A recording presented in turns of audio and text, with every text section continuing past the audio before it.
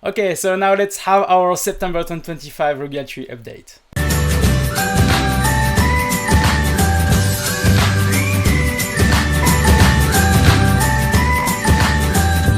Welcome to the Medical Device Made Easy podcast. Here is Munir Al-Azouzi from easymedicaldevice.com, and today let's go through the regulatory update of this September 2025. But before to start, let's have our sponsor Medboard. Hello, it's Antonella here from Medboard.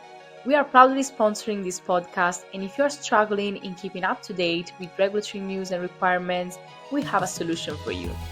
Medboard is the only one knowledge and automation platform for regulatory, clinical, market, and PMS in medtech, pharma, and life sciences. With our unique approach, we combine extensive global data, software products, and AI solutions for many different processes, from regulatory intelligence to literature reviews, post-market surveillance, work management, and many more. Our platform is transforming knowledge accessibility and process productivity to let you know more and do faster. We are already changing people's lives like you, with proven value from our customers. So just contact us at medboard.com to learn more about us and do a free trial. And now, enjoy this podcast with Monir. Okay, our first update will be for Europe and specifically on the guidance for Master UDIDI. So as we said before, after UDIDI, after basic UDIDI, we have the Master UDIDI. And mainly this MDCG guidance update is a bit about clarification of the variation of lenses, contact lenses. So mainly, if you are in the world of contact lenses, you know that there are many variations like size, like diffraction, like changes, etc. So as there are some teeny gritty variations, it's really difficult to put a UDIDI for all of them. Otherwise, you will have millions of those. So they created the master UDIDI, which means that you can group some variations under one master UDIDI. So mainly this is the objective of that. So if you are in the contact lenses world, then go to check the NDCG guidance on master UDIDI. Okay, so as usual, we have some updates of what's happening in the background for medical devices, specifically notified bodies. So we have the survey for notified bodies on MDR and IVDR, and I just noted down a few things that maybe could be interesting for you, so you understand mainly what is the situation. So actually, the highlights here were that there's a significant backlog for notified bodies. So there are far more applications than certificates that are issued, and especially for IVDs. So if you're in the IVD world, this is a warning. Please submit your dossier as soon as possible, because really there are 12, if I can say, if I remember, 12 or 18, less than 20 notified bodies, when before, even during IVD, there were already 22 notified bodies. So it's really dangerous for the IVD companies, specifically if you are class D, because you need also the EURL. Again, the time for certification is between, in average, 13 to 18 months. The delay for applications that were noticed during the survey were mainly the fact that critical informations were missing within the application, and also, which is something I'm not still understanding, but there are some refusal of the application. Why? Just because the notified body is not qualified for your products.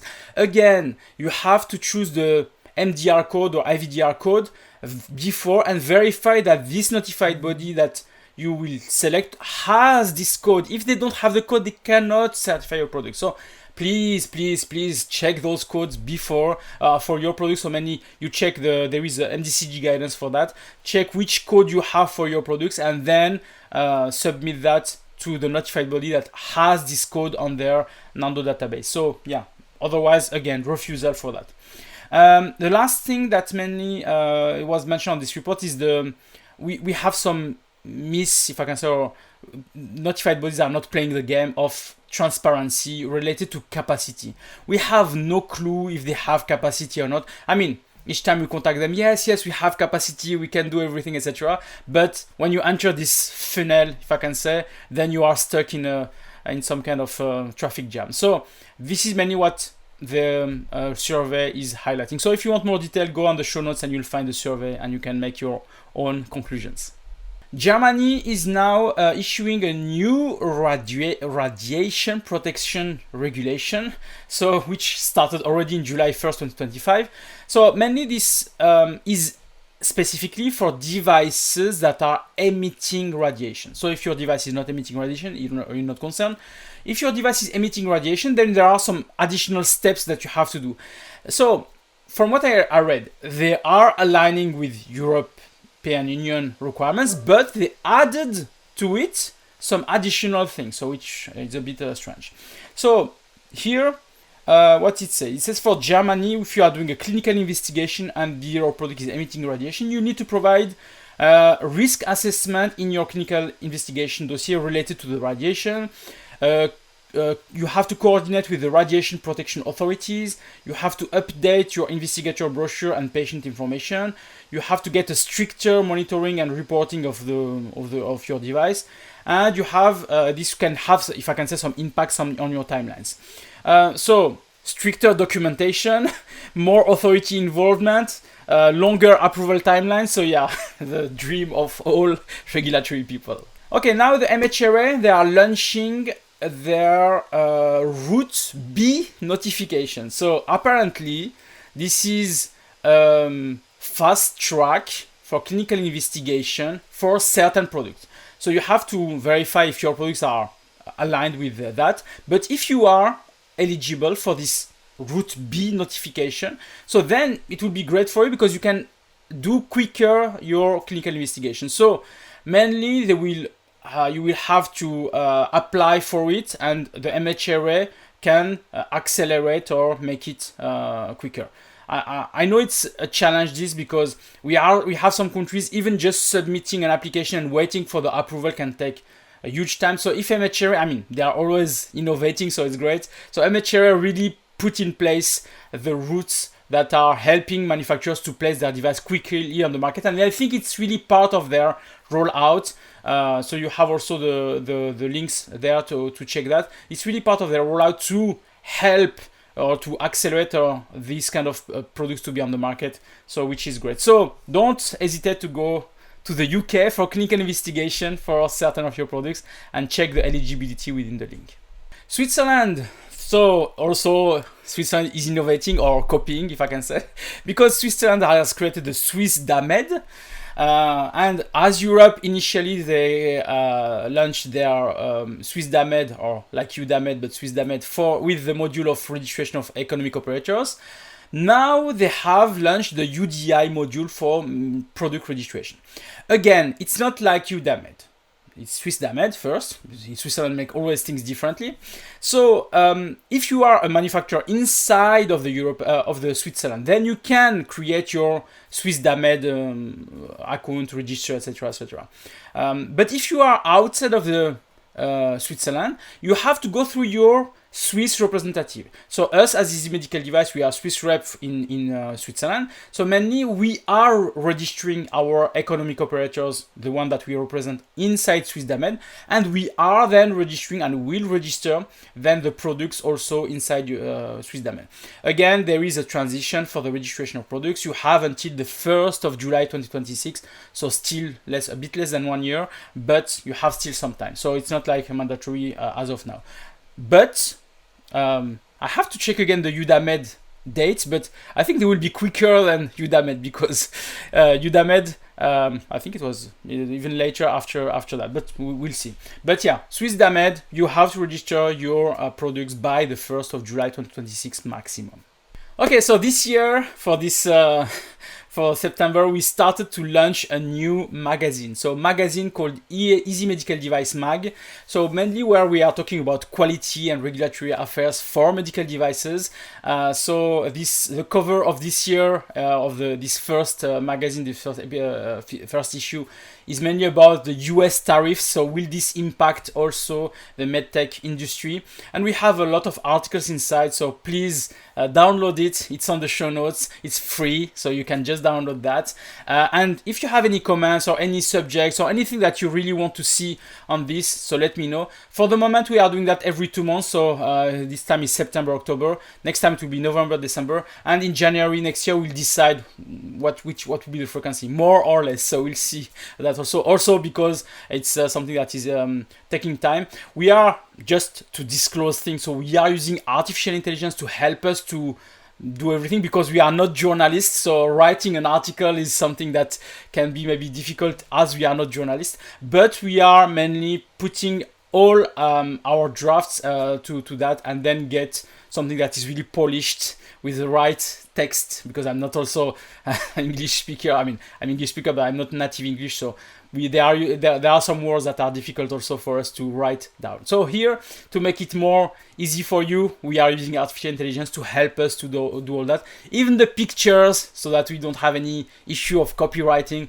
we are also using artificial intelligence for that. So please look at it, enjoy, and let us know what you think about that. Okay, so we have been selected within the 40 medical device podcast, so the medical device made easy podcast. So thank you for that. But yeah, I didn't know that there were 40, even more than 40 maybe, podcasts in medical devices. But it's always great that we are recognized. So thank you again for that. And you can go on the list if you are really interested in medical devices. There are so many other podcasts that you can see there. So if you are interested with medical device, not only quality and regulatory affairs, there is other podcasts talking about other things. So you can also go on this list. It's on the show notes also. And yeah, so thanks again for all the people for maybe voting for us. I don't know how they selected that, but thanks again, and really appreciated that. Okay, now the rest of the world. So what we have a big chunk, and this month, I mean, what's happening now is great. A big chunk of countries that are starting now to regulate artificial intelligence or software. So mainly both things. So first, so we have USA. I mean, they have already done that before, but they have again updated their PCCP guidance. So PCCP is mainly that you are trying to you will register your software as medical devices containing artificial intelligence, but you want your artificial intelligence to learn in continuous learning, so iterative learning, many. So this is possible in the US, because you will I don't know how you will do that. Maybe you will artificial intelligence to think of it. You will predict what kind of changes is authorized, if I can say, and that mainly will not need a new submission to the FDA, because normally when you change your medical device, you have to resubmit 510K or whatever to the FDA so that they approve it. Here you just tell to the FDA, I'm planning in futures to do those kind of changes within artificial intelligence, even to improve the learning model or improve the database for data for learning, etc. So you plan that and you inform the FDA about that, and if they agree with your planning and everything, then you can do that without having to submit again to the FDA, which is good. But yeah, predicting is something that can be maybe you need artificial intelligence to predict. So can you predict what will be changed so I can put it on my PCCP? So this is many other things. So just check this guidance if you are in the artificial intelligence and selling in the US. Before to submit your 510K, include this PCCP plan mainly, so that you are telling FDA what you are planning to change, so that you don't need again to resubmit again for any of those changes. Second, for artificial intelligence is SFDA. There is a workshop planned in September 9th for the Saudi Food and Drug Administration, which is great because they will tell you exactly what they are expecting for your software as medical device with artificial intelligence also.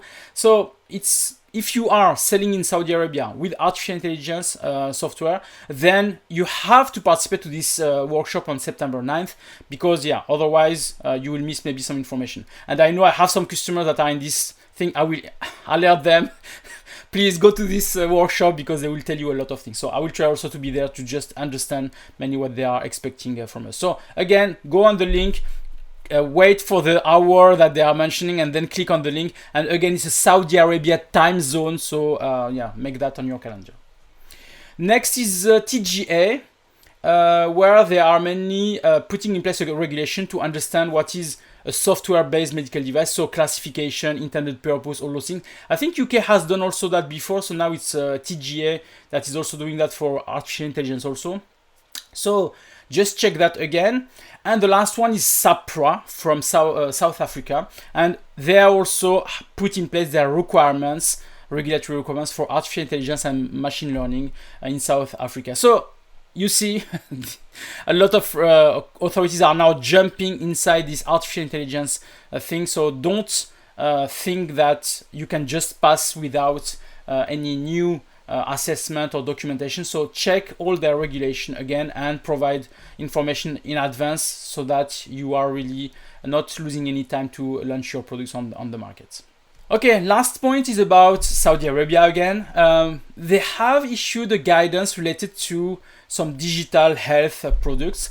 So again, maybe some software and artificial intelligence. But here we talk more about, is this a medical device or is this a wellness device?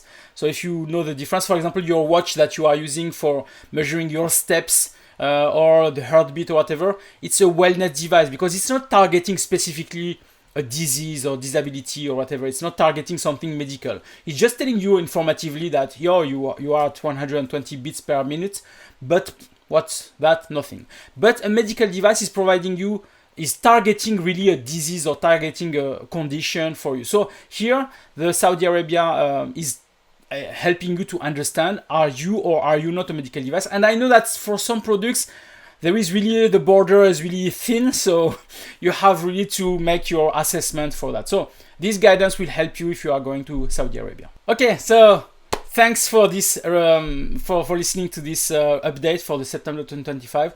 Don't hesitate to go to the show notes. I have placed all the links. And if you have any question or any demand, also if you need any support for your projects, for your quality and regulatory affairs project, we have our team with multiple consultants that can help you. We have also our solutions like Easy IFU if you are willing to build your electronic instruction for it, so EIFU. So go to easyifu.com. We have our EQMS with the Smart Eye also if you want to get some support for that. Anything that you need for quality and regulatory affairs, contact us at Easy Medical Device and we will be here to help you. So we are not just a podcast, we are also a team of consultants that are helping medical device manufacturers, and we are really happy to have you as customers. So thank you very much and I wish you a nice day.